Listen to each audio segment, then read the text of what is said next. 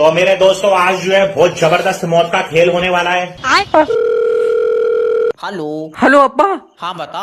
अब तुम्हारी शुगर ठीक है? भाड़ू, जब तक तू जिंदा ऊपर नीचे तो होती रहेगी। अच्छा, वैसे तुम अपने सारे सपने मुझे एक ही बार में बताए दो। ताकि तू सब पे एक ही बार में मुद दे। बात बता क्या है। अब्बा, मैं क्रीम 11 पे 70,000 रुपए हार गया। 70,000 मेरी खून पसीने की कमाई। खून पसीने की कमाई तुमने दादा के सर पर लठ मार कर तो जमीन नाम में लिखवाई है। तेरी गाला काटूंगा मैं, तू अभी गाड़ी पर बैठ कर घर को चला। गाड़ी कहाँ रखी? भूई बेच के तो 70,000 रुपए आए थे। अरे जैसे तेरे हालात है, तू एक दिन हमें भी बेच देगा। नहीं, तुम्हारी फोटो दिखाई मैंने, 1300 रुपए दे रहा था। आखा मैंने कहा कितना भी खराब माल है, इतने रुपए का तो नहीं है। मतलब 1 लाख रुपए में बेच देगा।